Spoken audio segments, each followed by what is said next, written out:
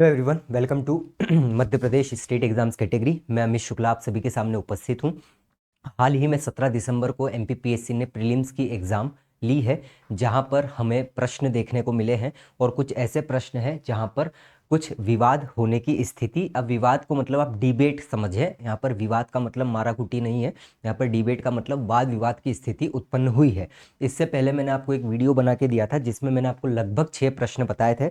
तो अभी इस स्थिति को देखते हुए हम कह सकते हैं कि वो वीडियो और थोड़ी जल्दीबाजी वाला था, हालांकि मैंने सबसे बाद में बनाया, बट फिर भी तो एक दिमाग लगाने की बजाय जब 10 दिमाग ज़्यादा लगते हैं तो उससे फ़ायदा होता ही है। तो जो पढ़े लिखे स्टूडेंट हैं उन्होंने भी बहुत कुछ मुझे इसमें योगदान दिया है।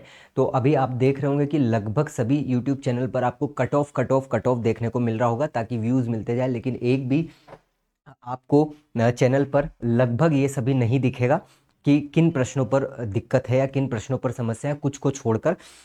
तो मैंने अच्छा खासा समय लेकर हर एक प्रश्न के ऑथेंटिक सोर्स पर जाकर, वेबसाइट्स पर जाकर बहुत ज़्यादा समय लेकर हर एक प्रश्न जो विवाद की स्थिति है उसको आपके सामने लेकर आया हूँ। इससे आपका फ़ायदा ये होगा कि आप हर प्रश्न पर आपत्ति ना लगाएं, ठीक है, जिससे आपका पैसा भी बचे, जिससे आपका समय भी बचे, और हर एक मिनट को आप ध्यान से सुनिएगा, तभी आपको क्या आपत्ति, कैसे आपत्ति लगाना है, किस पर आपत्ति लगाना है वो समझ में आ जाए। वरना आप स्किप करते जाएंगे तो आपको कोई बात समझ में नहीं आएगी। और फिर इन्हीं ऑथेंटिक सोर्स को आपत्ति लगाने के लिए आप मेरे Telegram channel Amit Shukla notes पर जाकर डाउनलोड भी कर सकते हैं। और एक फाइनल आंसर की आपको शाम तक मेरे द्वारा मिलेगी। आप ध्यान रखिएगा, पिछली बार की तरह ही आयोग की फाइनल आंसर की भी लगभग मेरे द्वारा दी गई आंसर की के समान ही रहेगी, कोई ज़्यादा चेंजेस नहीं यहाँ पर होने वाले हैं, ठीक है। अब अगर आप ऐसे तो हर प्रश्न को देखोगे तो हर प्रश्न में आपको कहीं ना कहीं आपत्ति देखने को मिलेगी, लेकिन ऐसा भी नहीं है कि सब प्रश्न डिलीट हो जाएंगे 15 के 15, नहीं। तो यहाँ पर जो भी कंफ्यूजन है वो मैं आपको एकदम क्लियर करना चाह रहा हूँ कि क्या विवाद की स्थिति है, क्यों विवाद की स्थिति है, कोई प्रश्न डिलीट होना है तो क्यों हो सकता है, कोई प्रश्न में कुछ ऑप्शन ज़्यादा देना है तो क्यों देना है, और कुछ प्रश्नों पर क्यों जबरन की विवाद की स्थिति है। ये सभी बातें मैं आपको क्लियर कर देना चाह रहा हूँ। तो आपका समय भी बचेगा, ये ऑथेंटिक सोर्स के अलावा आपको कुछ करने की आवश्यकता नहीं है, और ज़्यादा दिमाग ना लगाए। और इनके बाद जो मैं फाइनल आंसर की दूंगा और इनको ऐड करके या काउंट करके या हटाकर आप अपना फाइनल मार्क्स देख सकते हैं, जिससे आप मेंस की तैयारी जल्दी से जल्दी कर सके।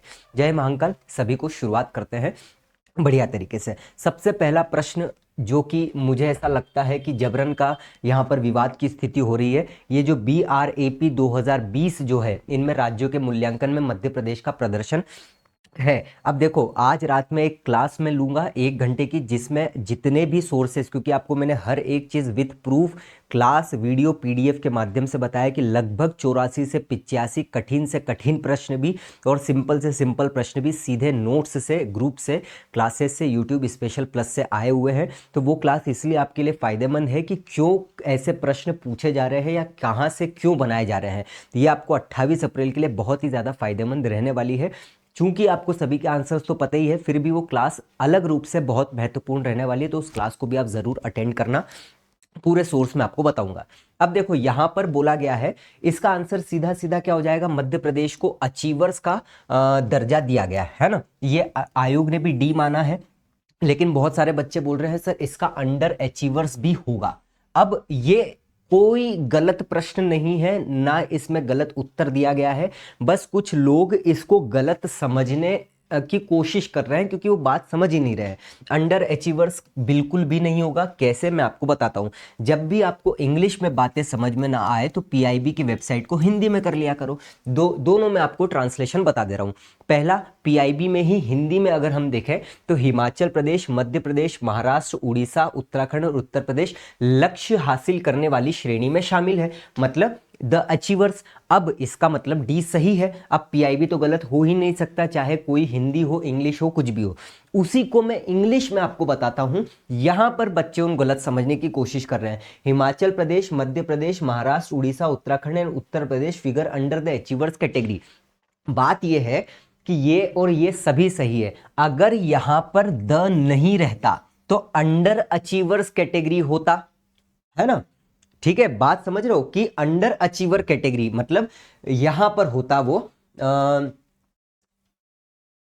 मतलब अंडर अचीवर वाली कैटेगरी में होते हैं, लेकिन यहां पर लिखा है अंडर द अचीवर्स, मतलब अचीवर की श्रेणी के अंदर शामिल है। तो यहां पर आप केवल इंटरप्रिटेट गलत कर रहे हो, अंडर द अचीवर्स और अंडर अचीवर्स, समझ गए बात। तो अंडर द अचीवर्स का मतलब है कि लक्ष्य हासिल करने वाले, द नहीं होता तो अंडर अचीवर्स यहां पर आता। तो ये एकदम सही प्रश्न है, इस पर कृपया करके कोई आपत्ति ना लगाए, कुछ भी नहीं होने वाला है, आंसर डी होगा, मतलब डी होगा। और आई होप आपको ये बात एकदम क्लियर हो गई होगी। पूरा वीडियो देखने के बाद आपका मत इस वीडियो पर मुझसे ज़रूर ज़रूर ज़रूर शेयर करना, लाइक शेयर सब्सक्राइब कर देना, सभी टेलीग्राम चैनल और सभी को शेयर जरूर कर देना, ताकि सभी का फायदा हो, पैसा भी बचे, समय भी बचे। ठीक है, तो यहां पर एक बात क्लियर हो गई। बात करते हैं फ्लिपकार्ट, अमेजोन, अलीबाबा किसके उदाहरण है। तो मैंने आपको बहुत ही क्लियर परसों के वीडियो में भी बोला था कि अलीबाबा जो है B2B है और फ्लिपकार्ट अमेजोन जो है B2C है। तो यहां पर समस्या वाली बात हो गई, लेकिन अब अपन इसके और ऑथेंटिक सोर्स पर जाते हैं। ठीक है, तो देखो अलीबाबा B2B है, लेकिन इसने ये बोल दिया गया है कि हम B2C में भी काम करना शुरू कर चुके हैं, जो कि यही आपको आपत्ति लगाना है ना, जो मैंने दिया है। तो ये B2B है पूर्ण रूप से ऑथेंटिक वेबसाइट, ऑफिशियल वेबसाइट, लेकिन ये B2C में भी अब काम कर रहा है। उसी प्रकार से फ्लिपकार्ट और अमेजोन की भी ऑफिशियल वेबसाइट, अमेजोन बोलती है कि भैया B2B और फ्लिपकार्ट भी बोलती है कि भैया B2B। मतलब अलीबाबा B2B पे काम कर रहे थे, लेकिन अब B2C भी कर रहे हैं, और फ्लिपकार्ट अमेजोन B2C थे, लेकिन अब B2B में भी काम कर रहे हैं। तो इस प्रकार से इसका ऑप्शन दोनों के दोनों होंगे, जिसने B2C लगाया है वो भी सही होगा फाइनल आंसर की में, और B2B में भी होगा। अब ये सभी सही तब होंगे जब आपत्ति सही तरीके से और ऑथेंटिक सोर्स और तरीके से लगाई जाए तब। ठीक है, अब जिनने C2B C2C लगाया है तो इसका मतलब उनको अभी ठीक से नहीं आता है, तो वही लोग पंचायत कर सकते हैं वीडियो में कि क्यों आपत्ति लगवाना, ये फलाना ढिमकाना ना, कहने के लिए बहुत सारी बातें रहती है। जो समझदार व्यक्ति होगा मेरी बातों को समझेगा, क्योंकि ऐसा आपके लिए अभी तक कोई लाया भी नहीं है। ठीक है, तो B2C और B2B मेरे हिसाब से 100% इसके दो ऑप्शंस होने वाले हैं, तो आपको बिल्कुल टेंशन लेने की आवश्यकता नहीं है। यही आपको सोर्स लगाना है A to Z, यही फोटो भी अगर आप लगा दोगे तो आपका काम चल जाएगा, ये हटा देना बस, है ना। ठीक है, तो यहां पर लिख दिया है B2B, यहां पर भी B2B है, ये B2B है तो B2C हो गए, ये दोनों भी B2C थे तो B2B हो गए। चलिए अगले प्रश्न की बात करते हैं। चैट जीपीटी का विकास किसके द्वारा किया गया। यहां पर भी संभावना फिर विवाद की स्थिति, जबरन की विवाद की स्थिति है, क्योंकि कुछ किताबों में चैट जीपीटी को माइक्रोसॉफ्ट के द्वारा बनाया गया, बताया गया है। अब इसमें बच्चों की गलती नहीं है कि वो माइक्रोसॉफ्ट लगा के आ गए हैं ना, जिस किताब में माइक्रोसॉफ्ट है वो भी, उनकी भी एक हिसाब से गलती ना हो, लेकिन क्या है कि वहां पर ये लिखना था कि अधिग्रहण कर लिया गया। अगर ये क्वेश्चन आता कि चैट जीपीटी का अधिग्रहण हाल ही में किसने किया है तो माइक्रोसॉफ्ट आता। चैट जीपीटी का विकास किसने किया है तो इसका उत्तर ओपन एआई ही होगा। कुछ किताबों में माइक्रोसॉफ्ट दिया है, वो गलत होगा, आप भले कितनी भी आपत्ति लगा दो। क्यों? क्योंकि जब आप चैट जीपीटी की ओपन वेबसाइट ओपन करेंगे तो ये लोगो आपको दिख जाएगा ओपन एआई, और ये साफ साफ लिखा हुआ है open AI introducing chat GPT. तो इसमें आपत्ति लगाने की कोई आवश्यकता नहीं है, पैसा ही बर्बाद होगा, समय भी बर्बाद होगा, कोई मतलब नहीं निकलेगा। ओपन एआई मतलब ओपन एआई। तो जो विवाद की स्थिति वाले प्रश्न हैं वो सब मैं आपको बता रहा हूँ, जिस पर डिलीट भी होना है, जिस पर जो भी चीजें होना है वो सब मैं आपको बता रहा हूँ। अगला प्रश्न, amateur kabaddi federation of India का मुख्यालय कहाँ पर स्थित है। देखो जयपुर भी लिखा है, दिल्ली भी लिखा है। क्यों? क्योंकि भैया अगर आप नोट्स देखोगे, मैंने स्क्रीनशॉट भी भेजा था आपको। अब यहाँ पर क्या दिक्कत हो रही है, बहुत सारे लोग जयपुर, देखो बहुत सारे लोगों को नहीं पता है ये उत्तर इसका, तुक्के में किसी ने जयपुर लगाया है, तुक्के में किसी ने दिल्ली लगाया है। जिसको पता है उनकी बात नहीं कर रहा हूं, लेकिन अब सही है तो फिर तो फायदा तो उठाना है। भोपाल ग्वालियर जिनको नहीं पता है वो तो फिर हटा दो। अब जयपुर दिल्ली में क्या दिक्कत है, नोट्स में सीधा सीधा दिल्ली लिखा हुआ, स्क्रीनशॉट भी भेजा था मैंने आपको, है ना, जो कि यूनिट 8 में है। अब सबसे बड़ी दिक्कत क्या है, एक ही वेबसाइट पर अलग अलग दो हेडक्वार्टर दिए गए हैं। कैसे? जब आप वेबसाइट ओपन करोगे amateur kabaddi federation of India का, तो यहां पर जब आप इंफॉर्मेशन में जाओगे तो amateur kabaddi federation of India has its office at Jaipur Rajasthan 32 member association. बस बात खत्म हो गई, यहां पर जयपुर हो गया तो जयपुर वालों को थोड़ा रिलैक्स हो गया। लेकिन अब जब आप इसी वेबसाइट को नीचे कर दोगे तो यहां पर लिखा आ जाएगा the amateur kabaddi federation of India नई दिल्ली। अब क्या करें, नई दिल्ली और जयपुर दोनों ही सही है क्योंकि वेबसाइट पर ही लिखा रहा है। और वेबसाइट के अलावा किसी किताब का सोर्स मत देना आप, केवल जो जैसे हिस्ट्री हो गया, इनके लिए किताब की आवश्यकता पड़ेगी क्योंकि इनके लिए वेबसाइट तो ज़्यादा है नहीं। तो अब यहाँ पर क्या होगा, इसमें फिर ये होगा कि बी भी माना जाएगा, सॉरी जयपुर भी माना जाएगा सही और दिल्ली भी माना जाएगा सही। हो सकता है क्योंकि देखो आयोग ने अगर फाइनल आंसर की दे दी तो उसके बाद कुछ भी नहीं किया जा सकता है, चाहे कुछ भी हो, चाहे वो अपने अनुसार ना दे पाए, है ना। तो मोस्ट प्रोबेबली 90% वो दिल्ली दे दे, लेकिन अपने पास एक बहुत ही बेहतरीन सोर्स है, बेहतरीन, ये आपके सामने, जहां पर जयपुर और दिल्ली उसको देना पड़ेगा। पिछली बार भी एक वीडियो में मैंने आपको चिल्ला चिल्ला कर बोला था, कोई भी नहीं मान रहा था, मैंने बोला था देख लेना, क्योंकि मैंने पढ़ा है ठीक प्रकार से। लोगों ने, आपने जब तक आयोग ने फाइनल आंसर की नहीं दी तब तक गलत समझा, आयोग ने मेरी बात मान ली क्योंकि मैं सही था, है ना। तो ये सीधी सी बात है, मेरी बात मतलब मैंने आपत्ति नहीं लगाई थी, मैं तो जो बोल रहा था वो सही हो गया था, ठीक है। तो जयपुर दिल्ली मुझे लगता है दोनों सही उत्तर होंगे। वर्स्ट कंडीशन में केवल दिल्ली दे सकता है, आप आपत्ति लगाएंगे तो दोनों हो जाएगा, ठीक है। भारत ने अपना पहला एक दिवसीय अंतरराष्ट्रीय मैच किस देश के साथ और किस वर्ष में खेला था। अब यहां पर जबरन की विवाद की स्थिति, बच्चे पता नहीं क्या होता है ना, बच्चे, उनका मन, बच्चे चंचल होते हैं, कहीं पर क्लास में कुछ बोल दिया, किसी ने कुछ बोल दिया, तो आप अपना दिमाग जबरन का चलाने लग जाते हो और वो उस दिमाग को चलाने का कोई सेंस नहीं रहता है।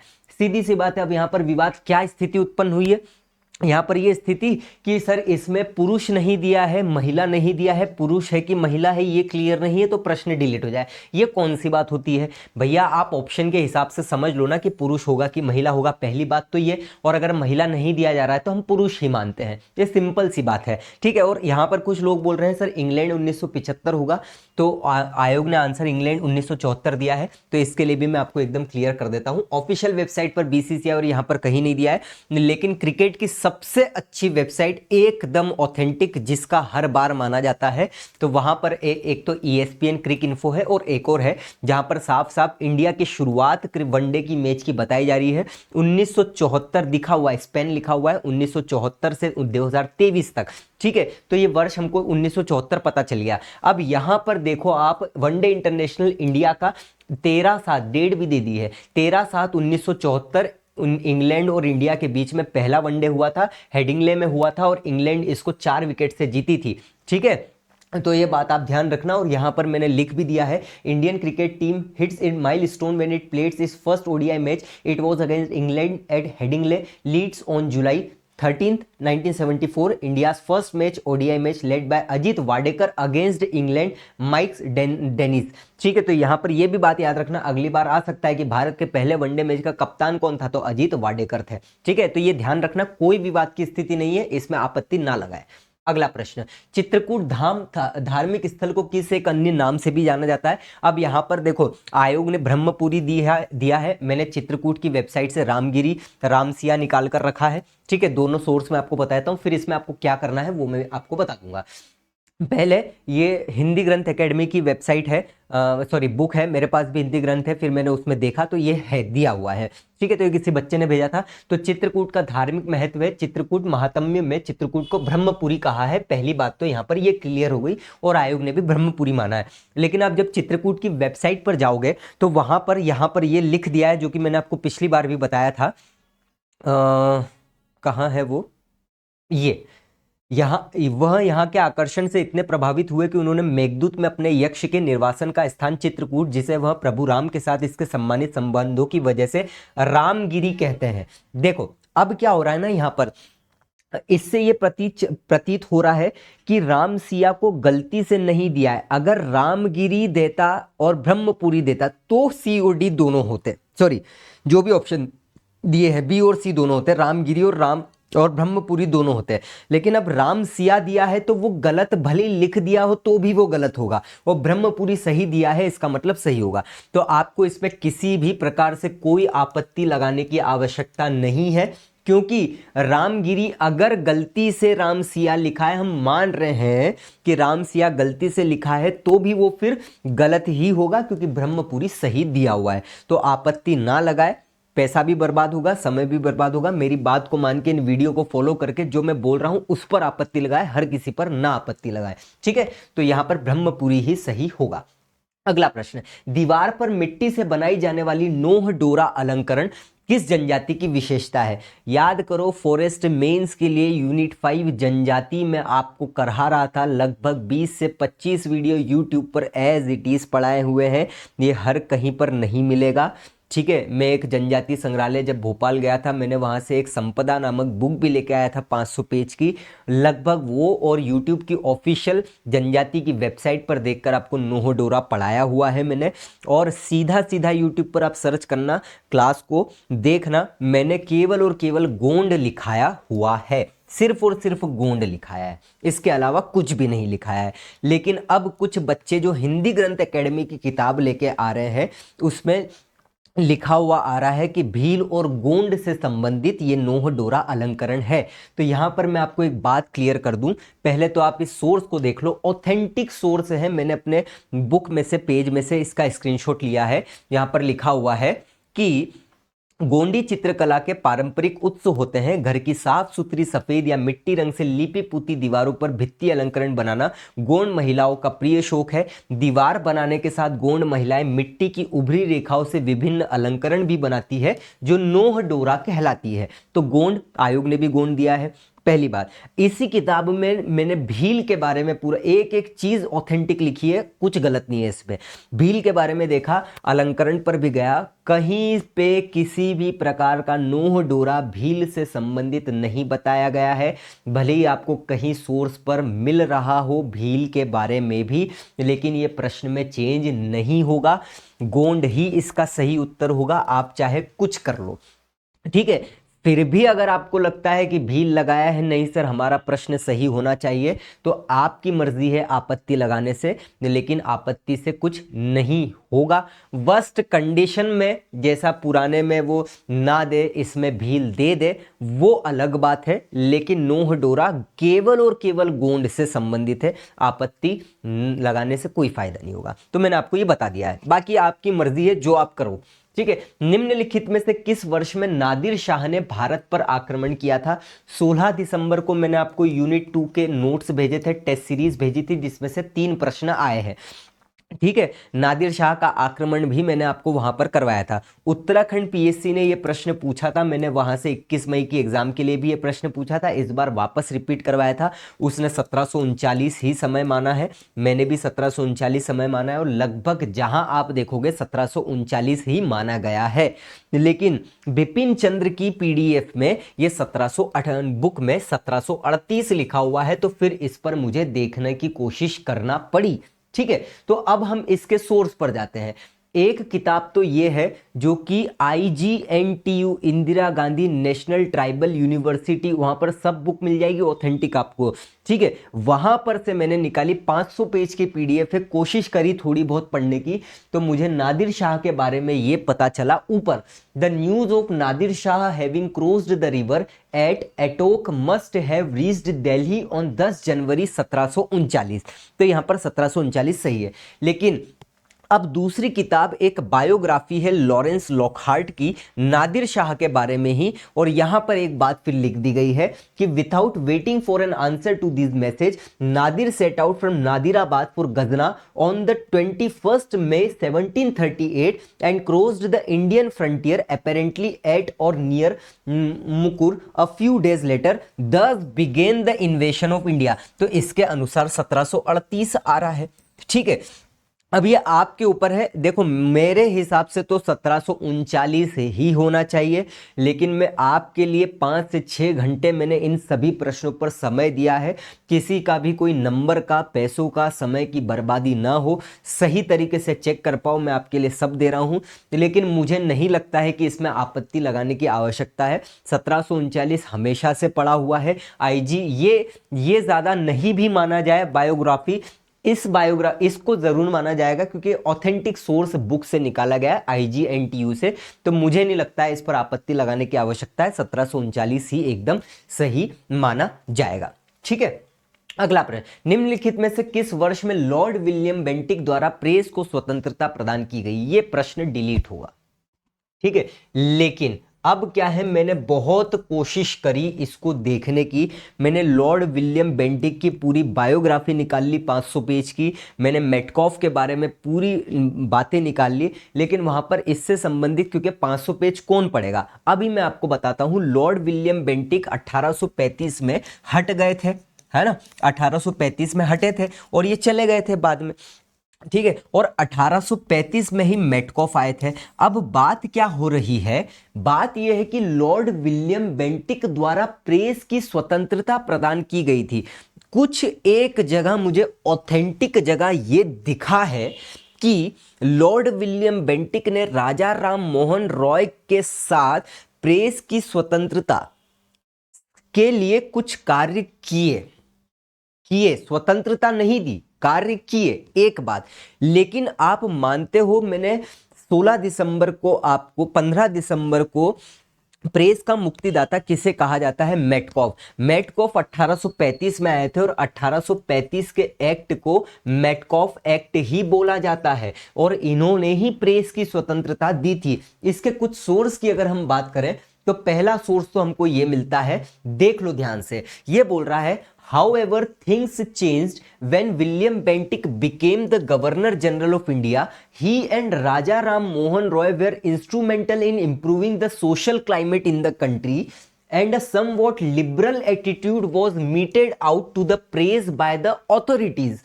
The press was allowed a measure of freedom. ये हो गया, लेकिन वर्ष वर्ष कुछ भी नहीं लिखा है, ठीक है, कुछ वर्ष नहीं है यहां पर, बस इतनी सी बात बोली है कि कुछ ऐसे महत्वपूर्ण कार्य किए गए।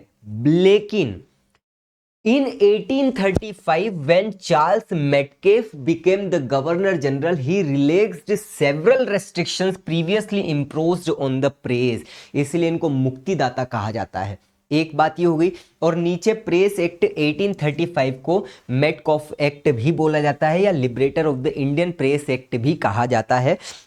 तो मेरे अनुसार भले ही लॉर्ड विलियम बेंटिक ने प्रेस की स्वतंत्रता से संबंधित कुछ कार्य किए, लेकिन प्रेस को स्वतंत्रता मेटकॉफ ने दिया था 1835 में। आयोग ने डी मानना है। अगर आप इस ऑथेंटिक सोर्स के साथ जाओगे तो ये प्रश्न डिलीट होकर सबको फायदा अवश्य मिलेगा। वर्स्ट कंडीशन में आयोग के सामने किसी की नहीं चल सकती है, वो फिर जो करे कर सकता है, लेकिन मेरे अनुसार इसका सही उत्तर नहीं हो सकता कुछ भी, क्योंकि प्रश्न ही दिक्कत वाला है। ठीक है, अब देखो ऐसे होने में तो हर प्रश्न को आप अलग अलग वेबसाइट से 100 के 100 प्रश्न की बात कर रहा हूं मैं, 100 के 100 प्रश्न को 100 वेबसाइट से अलग अलग ऑप्शन चारों आप निकाल सकते हो, ठीक है, और विवाद कर सकते हो। लेकिन ऐसा तो नहीं है। ऑथेंटिक वेबसाइट आपको सर्च करना पड़ेगा, रिसर्च करना पड़ेगा, समय लेना पड़ेगा। ऐसा नहीं किसी ने भेजा उसको आपने इसको फॉरवर्ड कर दिया, इसको फॉरवर्ड कर दिया। फॉरवर्ड करने से कुछ भी नहीं होता है, ऐसे काम आपको करने पड़ेंगे। तो मेरे हिसाब से ये मैंने आपको बता दिया है। अगले प्रश्न पर बढ़ते हैं अपन। आर्य मंजूश्री कल्प मूल कल्प निम्न में से किससे संबंधित है, महायान, हीनयान, थेरवाद या वज्रयान। अब पिछले वीडियो में मैंने आपको बोला था महायान और वज्रयान, फिर मैंने आर्य मंजूश्री मूल कल्प की एकदम ऑथेंटिक पीडीएफ निकाली, डाउनलोड करा, लेकिन बात यह है कि वो पूरी की पूरी संस्कृत में है और 230-240 पेज की है। आप देवनागरी लिपि भी बोल सकते हो, बिल्कुल समझ में नहीं आ रही थी। तो यहाँ के ऑथेंटिक सोर्स से तो हम उस किताब में से तो कुछ नहीं निकाल सकते हैं। आयोग ने इसका आंसर डी माना है। अब वज्रयान के बारे में बोला तो जा रहा है, इसलिए मैंने वज्रयान के बारे में भी पूरा पढ़ा। मुझे वज्रयान से संबंधित एक जगह मिला, लेकिन वो मुझे ऑथेंटिक नहीं लगा है। और आर्य मंजूश्री मूल कल्प इसलिए मैं महायान शाखा से ही संबंधित मानूंगा। आर्य मंजूश्री मूल कल्प नामक ग्रंथ एक प्रसिद्ध ग्रंथ है जो महायान बौद्ध धर्म ग्रंथ से संबंधित है। सर्वप्रथम गणपति शास्त्री ने 1925 ईस्वी में इसे प्रकाशित किया था। तो यहाँ पर आपको आपत्ति ना लगाए, है ना, इसमें पैसा ही जाएगा, समय भी जाएगा, महायान ही इसे हम सही मानेंगे, ठीक है, क्योंकि वज्रयान से संबंधित मिल नहीं रहा है, ठीक है। और हर किसी की हर कहीं से उठा के आप डालोगे तो आप हंसी का पात्र बन जाओगे, इसलिए महायान है। निम्नलिखित में से कौन सा दायरा राष्ट्रीय मानव अधिकार आयोग के दायरे में नहीं आता है। इस पर आपत्ति अवश्य लगाएं, सबका फायदा होगा, यह प्रश्न डिलीट होगा, क्यों डिलीट होगा मैं आपको बताता हूँ। लास्ट टाइम ही मैंने आपको इसके सोर्स में बता दिया था कि अगर आप ऑड वन आउट करने की कोशिश करोगे, ऑड वन आउट मतलब एक, अब आप समझ लो ऑड वन आउट का मतलब क्या है, ठीक है। समानता से, जीवन से और स्वतंत्रता से। ऑड में आपको शिक्षा ही दिखेगा और आयोग ने शिक्षा से संबंधित अधिकार ही इसको सही माना है, बी। और फिर ऑड वन आउट में हमको ये देखने को मिलता भी है, लेकिन पिछली बार मैंने जब आपको सोर्स बताया था तो लेके ही इसलिए आया था कि शिक्षा से संबंधित अधिकार भी कहीं ना कहीं मानव अधिकार आयोग के दायरे में आता है। अब इसका सोर्स आप क्या लगाओगे, मानव अधिकार आयोग की एक रिपोर्ट है 2015-16, इस सोर्स को आपको निकालना पड़ेगा, वो सोर्स मैं आपको सामने बता देता हूं, ठीक है।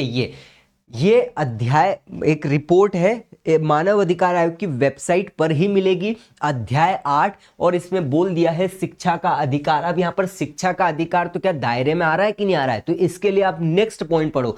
बोल दिया है कि एनएचआरसी द्वारा शिक्षा के अधिकार से संबंधित निपटाए गए दृष्टांत मामले, तो ये सभी मामले हैं जो मानव अधिकार आयोग ने शिक्षा से संबंधित अधिकार में काम किया है। काम किया है मतलब ये मानव अधिकार आयोग के दायरे में आता है। चारों के चारों ऑप्शंस यहां पर सही होंगे, 101% सही तरीके से अगर आप आपत्ति लगाओगे तो ही आपका काम बनेगा, अन्यथा नहीं। बहुत लोग इस वीडियो पर आपकी समझ, नासमझ, बेवकूफ़ी के अनुसार वाद विवाद कर सकते हो। पढ़ने वाला व्यक्ति हर एक बात पर सहमत रहेगा, ठीक है। अब ऐसा नहीं है 100% तो लोग भगवान से भी सहमत नहीं रहते हैं, तो अपन तो एक इंसान है। मेरा काम आपको सीधे सीधे समय, पैसा और सब बचाने के लिए है, तो मैं आपके लिए हर एक चीज़ ऑथेंटिक सोर्स पर लेकर आ रहा हूँ। फिर भी अगर कोई असहमत है तो वो आपके ऊपर ही डिपेंड करेगा, मेरा उससे कोई लेना देना नहीं है, ठीक है। तो शिक्षा का अधिकार मानव अधिकार दायरे के अंतर्गत आता है, ये प्रश्न डिलीट होगा, ठीक है। लेकिन आपत्ति सही लगानी रहेगी क्योंकि है सामने। अगला प्रश्न, सिविल सेवा परीक्षा की समीक्षा हेतु संघ लोक सेवा आयोग ने जुलाई 2000 में किसकी अध्यक्षता में एक समिति का गठन किया था। लगभग 1.5 साल पहले ही ये पढ़ा चुका हूँ। टेलीग्राम चैनल पर जाओगे, यूनिट 10 में संघ लोक सेवा आयोग सर्च करोगे, एक पेज में करीबन 10 मैंने आपको कमिटीज लिखाई है विथ वर्ष के साथ। वहां पर मैंने वाई के अलग लिखाई है। बहुत सारे बच्चे वर्ष के कारण इसको गलत लगा के आ गए कि सर आपके इसमें वाई के अलग का वर्ष ये है और इसमें ये पूछा गया है। तो मैं ऑथेंटिक से काम करता हूं, है ना, ऑथेंटिक से ही काम करता हूं, इसलिए वो काम बन जाता है। तो अब आयोग ने जुलाई 2000 पूछा है तो इसका मतलब मेरे नोट्स में गलती हो गई, ऐसा नहीं है। क्यों, वो मैं आपको बताता हूं। पहली बात तो इसका उत्तर वाई के अलग ही होगा, एक चीज तो ये, ठीक है। और हाँ, वाई के अलग ही होगा। अब इसमें विवाद की स्थिति क्यों, तो देखो जुलाई 2000, ठीक है। एक चीज हो सकती है कि 2000 में रिपोर्ट जो समिति बनी और 2001 में रिपोर्ट प्रस्तुत करी, तो इस पर हम जाते हैं आगे। एक चीज दिया हुआ है, ये भी ऑथेंटिक है, ये भी ऑथेंटिक है और ये मेरे नोट्स है, ठीक है। तो 2001 में report of the civil services examination review committee, Y K Alagh committee report, तो ये रिपोर्ट प्रस्तुत की गई है, ठीक है। वाई के अलग समिति और Y K Alagh committee, report की बात अलग अलग है। तो यहां पर दिख रहा है हमको कि रिपोर्ट 2001 में प्रस्तुत की गई है। ये ऑथेंटिक संघ लोक सेवा आयोग की वेबसाइट से डाउनलोड की हुई चीज है। तो यहां पर लिखा है, it is against this background of catching the entrance into higher civil services at malleable stage that the YK Alag Committee 2001 had recommended reduction of the upper age limit of eligibility from 30 to 26 years। और मैंने भी YK अलग committee इन्हीं के अनुसार 2001 लिखाई है। तो देखो मेरे अनुसार तो यहाँ पर एक बात ये हो रही है कि इस कमेटी की रिपोर्ट जो है वो 2001 में आई है और जुलाई 2000 में ये बनी है। तो जो हमको ऑथेंटिक जगह पर दिख रहा है 2001, वो रिपोर्ट प्रस्तुत करने का वर्ष हो सकता है, और जो आयोग ने जुलाई 2000 पूछा है ये शायद समिति के गठन का वर्ष हो सकता है, जो कि हमको नहीं मिल रहा है। या तो मुझे तो 100% ऐसा ही लग रहा है। तो अब हो भी सकता है कि ये शायद गठन का वर्ष ही हो, तो इस पर मुझे 2001 तो 100% है। अब ये गठन की है या रिपोर्ट प्रस्तुत की, ये कुछ कह नहीं सकते। मेरे अनुसार तो ये गठन रिपोर्ट प्रस्तुत करने का समय है, और हो भी सकता है कि ना हो, है ना। तो ये सबसे बड़ा कंफ्यूजिंग वाला प्रश्न है। तो अगर आपको लगता है तो आप इसको आपत्ति लगा सकते हो, इस पर आप रिस्क ले सकते हो आपत्ति लगाने की, है ना।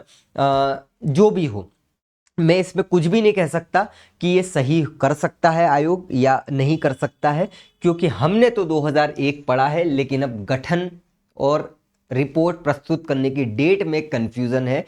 हो सकता हो आयोग ने जुलाई 2001 देना था, 2001 कर दिया हो गलती से, या फिर ये रिपोर्ट प्रस्तुत करने की डेट हो और जुलाई 2000 गठन की डेट हो। ठीक है, तो ये मैंने आपको एकदम क्लियर कर दिया। ये थोड़ा सा मतलब क्लियर नहीं हो पा रही है इसमें बात। राष्ट्रपति के लिए निर्वाचक मंडल में कौन से सदस्य शामिल होते हैं?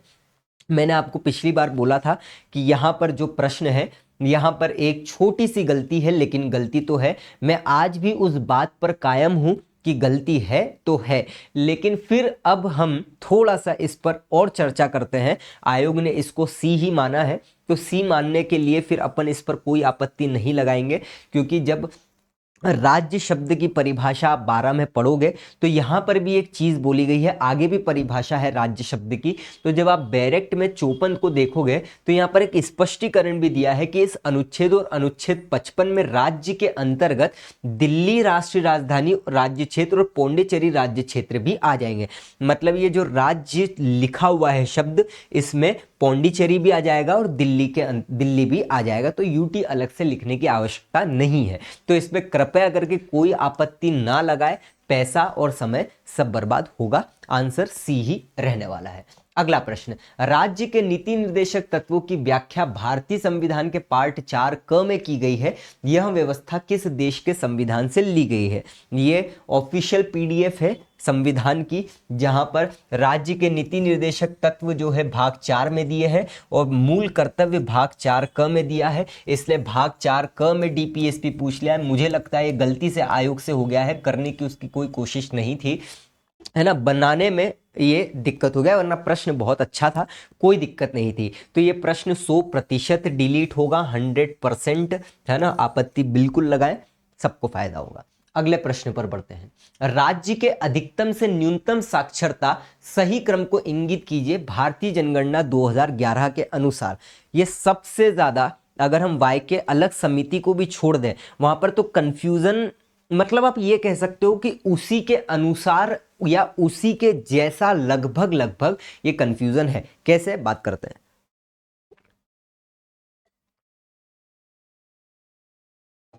देखो, एक होता है प्रोविजनल डेटा, एक होता है इफेक्टिव डेटा। आयोग इफेक्टिव डेटा को ही मानेगा, प्रोविजनल को नहीं मानेगा। जब आप सेंसस ऑफ इंडिया 2011 की वेबसाइट पर जाओगे, आपको प्रोविजनल डेटा की पीडीएफ मिलेगी, पहली चीज तो ये। वहीं पर आपको इफेक्टिव भी मिलेगा, लेकिन ढूंढना पड़ेगा। दूसरी बात, अलग अलग सरकारी वेबसाइट पर ही आपको कुछ ना कुछ अलग मिल सकता है। ठीक है, मैं आपको अपने द्वारा किए गए रिसर्च से इसमें कुछ बातें क्लियर कर देता हूं, उसके बाद आप अपने अनुसार निर्णय ले सकते हैं। पहली बात तो बोला है 2011 के अनुसार आपको लिटरेसी बतानी है, अधिकतम से न्यूनतम, जिसमें अधिकतम है वो अधिकतम, जिसमें न्यूनतम है वो न्यूनतम। ठीक है, चलिए तो देखें, इसका सोर्स देखते हैं। पहला सोर्स तो ये है, आपने ठीक से इसको पढ़ा नहीं, यहां पर बोल दे रहा है, ये देख लो साफ साफ, इस मैप को ही माना जाएगा। ठीक है, इस मैप को ही माना जाएगा, क्योंकि यहां पे साफ लिखा है, भले ही प्रोविजनल डेटा के पीडीएफ में ये मैप हो, लेकिन लिखा इफेक्टिव लिटरेसी रेट है। आंसर भी 100% इसी के अनुसार होगा, चाहे कहीं कुछ भी देकर रखा हो। तो पहले देखो, केरल में है 93.9%, फिर आ रहा है मिजोरम में जो कि 91.6%, त्रिपुरा में 87.8%, और फिर गोवा में है 87.4%। केरल, मिजोरम, त्रिपुरा, गोवा, और आयोग ने माना भी इसी को है, केरल, मिजोरम, त्रिपुरा, गोवा, है ना। तो ये इफेक्टिव लिटरेसी रेट है इसमें कोई चेंज नहीं होगा। अब बच्चों ने जो भेजा है, मुझे ये भेजा है, इसके अनुसार गोवा पहले होना चाहिए, त्रिपुरा बाद में होना चाहिए। ठीक है, तो ये भी ऑफिशियल ही है। State wise literacy rate in last 3 decade, है ना, अगर हम 2001 से 2011 देखें तो मुझे नहीं लगता है कि ये सोर्स आपका कहीं काम करेगा, क्योंकि ये जनगणना की ऑफिशियल वेबसाइट से, ये किसी और सरकारी वेबसाइट से है मानते हैं, लेकिन ये जनगणना की भारत सरकार की ऑफिशियल वेबसाइट पर और प्रोविजनल भी नहीं, इफेक्टिव है, तो ये माना जाएगा। फिर भी आपके द्वारा दिए गए रिसोर्स को ध्यान में रखते हुए मैंने एक और रिसर्च किया कि मैं हर राज्य की वेबसाइट पर गया, उसके अबाउट मी में गया और मैंने लिटरेसी रेट चेक किया। देख लो कितना काम करना पड़ता है, ऐसा नहीं कि आए और बना दिया और खत्म काम हो गया। ठीक है, तो त्रिपुरा की ऑफिशियल वेबसाइट पर यहां पर लिटरेसी रेट 87.22 दिया गया है, और अगर हम देखें तो यहां पर त्रिपुरा 87.22 नहीं है, लेकिन यहां पर त्रिपुरा 87.22 है, मतलब ये सही हो रही है राज्य सरकार की वेबसाइट के अनुसार भी। और अगर हम देखें ये वाला किसका है, मुझे ध्यान से उतर रहा है, 88.7 आप देख लेना, और गोवा का है ये 88.7, क्योंकि त्रिपुरा गोवा इनमें ही थोड़ा सा कंफ्यूजन है। तो ये मैंने सरकार की वेबसाइट पर भी देखा है, राज्य सरकार की, तो मुझे जब इनको देख रहा हूं राज्य सरकार की वेबसाइट से तो दिख रहा है कि भैया ये ठीक है, लेकिन इफेक्टिव लिटरेसी रेट ये। तो कुल मिला के, सॉरी, डेटा भले ही अलग अलग हो, लेकिन इस पर मुझे नहीं लगता है कि आपको आपत्ति लगाने की आवश्यकता है ना, क्योंकि effective literacy rate official website पर यही है और उसी के अनुसार आयोग ने ए दिया है, तो मुझे नहीं लगता है कुछ है। बाकी आपकी मर्जी है, मैंने तो आपके सामने सोर्स रख दिए हैं। लास्ट प्रश्न है ये वाला, which of the following process do not come under diastrophism. ठीक है, अब इसमें विवाद की स्थिति क्या बन सकती है, देखो यहां पर आंसर आयोग ने बी माना है, लेकिन आप जब ये मैप देखोगे, देखो क्या होता है ना, ये ट्रेडिशनल सब्जेक्ट्स है, ट्रेडिशनल सब्जेक्ट में हर एक बड़े ऑथर का अपना अपना तरीका होता है किताब में लिखने का, बनाने का और उसको उस तरीके से समझाने का। ठीक है, तो एक मैप आपके सामने है जिसमें डायस्ट्रोफिज्म में एप्रियोजेनिक आ रहा है, ऑरोगेनिक आ रहा है, अपवर्ड डाउनवर्ड टेंशन और कंप्रेशन आ रहा है। यहाँ पर अर्थक्वेक जो है ये सडन और अर्थक्वेक और वोल्केनो जो है सडन मूवमेंट के अंतर्गत आ रहे हैं। ठीक है, लेकिन एक किताब में अर्थक्वेक और प्लेट टेक्टोनिक जो है ऑर्गेनिक के अंतर्गत ही आ रहा, ऑरोजेनिक के अंतर्गत ही आ रहा है। ठीक है, तो अब इसमें अब क्या कर सकते हैं वो तो मैं आपको कुछ कह नहीं सकता हूं, लेकिन ये एक अच्छे सोर्स से लाई गई चीज़ है, और बस आप इस पर आप फैसला करें कि क्या हो सकता है क्या नहीं हो सकता है। मैं इसके बारे में आपको मेरी तरफ से कोई राय नहीं दूंगा। ठीक है, आयोग ने बी माना है, मेरे हिसाब से बी ही होगा, क्योंकि मैंने इसके बारे में थोड़ा पढ़ा भी सही, लेकिन जब फिर दो किताब में अलग पढ़ा तो अलग मिला, यहाँ पर देखा तो कुछ अलग मिला, तो ये थोड़ी सी संभावना मुझे देखने को मिल रही है। आपत्ति ना ही लगाए तो बेहतर है। तो ये कुछ ऐसे प्रश्न हैं जो कि मैंने आपको संपूर्ण रूप से बता दिया है, और शायद अभी तक आपने इतने प्रश्न को इतने तरीके से, इतने ऑथेंटिक सोर्स से और इतने सही तरीके से क्लियर करने के लिए नहीं देखा होगा। तो मैं आपसे उम्मीद करता हूं कि आप इस पर अपना मत ज़रूर दें, लाइक ज़रूर करें, शेयर ज़रूर करें, सब्सक्राइब ज़रूर कर लें, बाकी लोगों से भी शेयर करें जो जबरन भटक रहे हैं, लोगों की बातों में आकर और कंफ्यूज हो रहे हैं, तो ऐसा ना करें।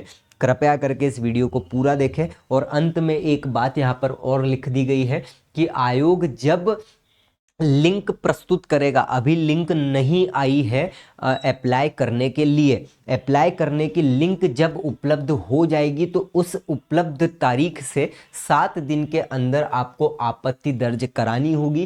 किस प्रकार से करानी है, तो प्रोविजनल आंसर की आप डाउनलोड करोगे तो उसके नीचे देकर रखा है, उस अनुसार आप इसे ज़रूर आपत्ति जो भी आपको लगता है लगा सकते हैं। लाइक शेयर सब्सक्राइब ज़रूर कर दें और वीडियो को आगे ज़रूर पहुंचाएं। मिलते हैं अगली क्लास में, रात में बहुत इंपॉर्टेंट क्लास रहेगी, उसे मिस मत करें। Thank you so much. जय हिंद, जय भारत, जय महाकाल।